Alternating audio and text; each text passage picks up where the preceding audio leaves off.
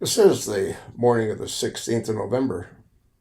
Article in the Washington Post, published on the 14th of November. This is horrifying. Here's a guy that doesn't even know where he is, doesn't know what day it is. Title: Trump weighs Venezuela strikes as U.S. forces prepare for attack order. High-level discussions underway for days have explored a variety of military options. People familiar with the matter said. Trump said he has, quote-unquote, sort of made up my mind. What mind? Look at the Oval Office, how opulent it is. People are starving to death, and this jackass has got himself surrounded with gold everywhere and anywhere you look. I mean, he's turned it into a complete joke. What do you think he's going to do with the ballroom? If he gets that ballroom done.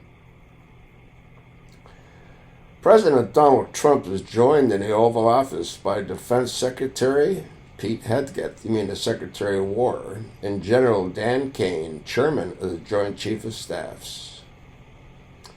Tom Brenner for the Washington Post, by Dan Lamonte, Tara Kopp, Michael Burbaum, and Noah Robertson. President Donald Trump said Friday night that he has sort of made up my mind about how he will proceed with the possibility of military action in Venezuela, following a second consecutive day of deliberations at the White House that included top national security advisors. This guy's a complete fucking nutcase. Trump's vague remarks about Air Force One were delivered as he traveled for the weekend to his Mar-a-Lago estate in Florida. Each round trip's over $1 million, exclusive of the cargo plane that carries the beast and his helicopter and the vehicles for his security. Thing's a joke.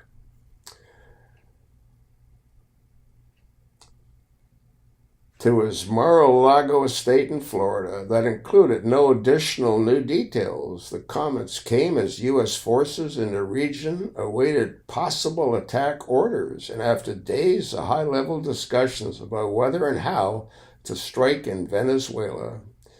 According to people familiar with the matter who spoke on the condition of an enemy, because the matter is highly sensitive, joining Trump in deliberation Friday were Vice President J.D. Vance, there's a worthless piece of crap for you, Defense Secretary Pete Hegseth, he's the evening weekend host, or he was, of Fox News,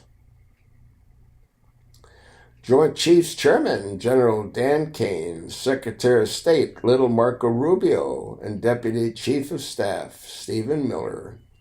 These people said. Earlier in the day, administration officials said a host of options have been presented to the president. Trump is very good at maintaining strategic ambiguity, and something he does very well is he does not dictate or broadcast to other adversaries what he wants to do next, the officials said. Any strike on Venezuela territory would upend the president's frequent promise of avoiding new conflicts and betray promises made to Congress in recent weeks that no active preparation were underway for such an attack. It also would further complicate U.S. cooperation with Latin American countries and deepen suspicions there and in Washington over whether Trump's endgame is the forced removal of Venezuela President Nicolas Maduro, whom Trump has accused of sending drugs and violent criminals to the United States. Maduro, a socialist strongman, came to power in Caracas in 2013 and increasingly has become a fixation for Trump.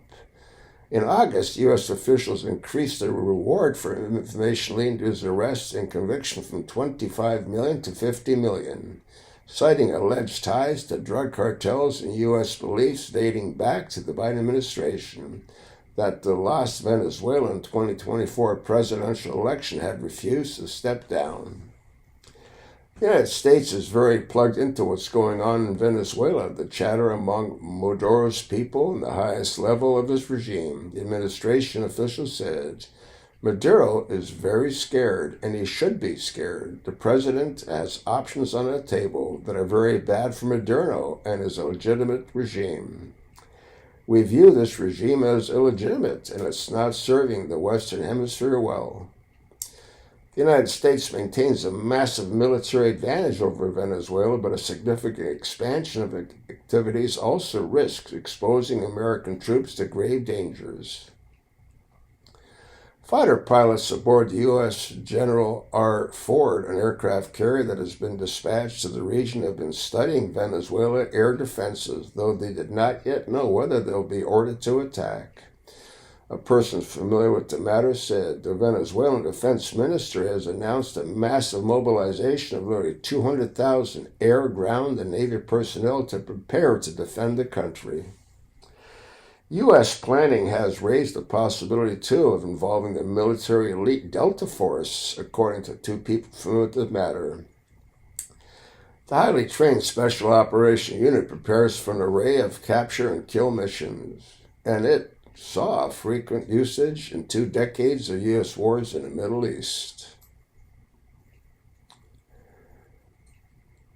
Venezuelan soldiers inspect a Russian-made missile system during a training exercise in Caracas this week.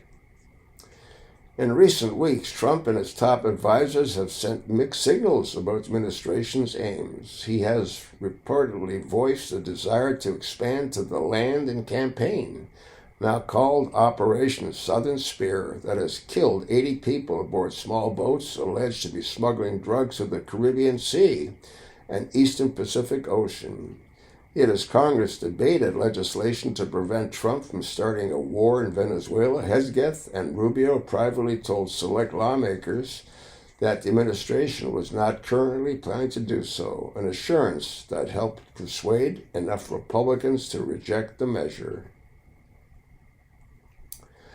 Trump alluded to the strike Friday night, saying that while he won't discuss what decisions he has reached about future military actions, we made a lot of progress with Venezuela in terms of stopping drugs from pouring in.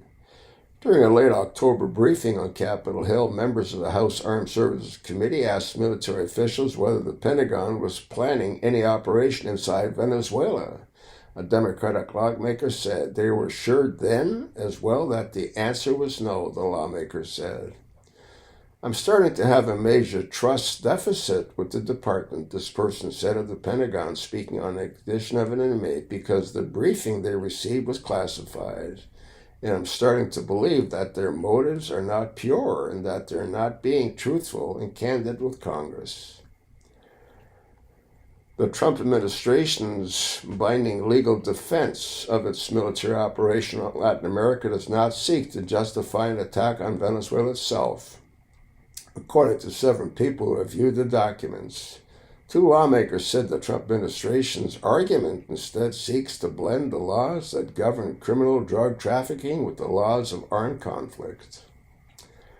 The document compares narcotics to chemical weapons. These people said it also attempts to justify the lethal boat strikes by claiming the U.S. is acting in collective self-defense. None of those boats could make it to any American shore. They're too far away. With allies such as Colombia and Mexico against drug cartels funding campaigns of violence in their countries through the narcotic trade. But some lawmakers and many legal experts call the comparison misguided. Drug trafficking is a civilian offense perpetrated by suspected criminals, not an armed attack by the enemy combatants who pose an imminent threat to American citizens. Harboring drug runners has never been considered a use of force under international law or an attack under international law. Dan Maurer, a former Army judge advocate general who now teaches in Ohio Northern University, said on a call with reporters this week. New York Times and the Wall Street Journal produced reported elements of the administration's arguments. You can finish reading the rest of the article. This guy's sort of made up his mind. What mind? Huh? He doesn't even know what day it is. I'll attach the link. Pass it along.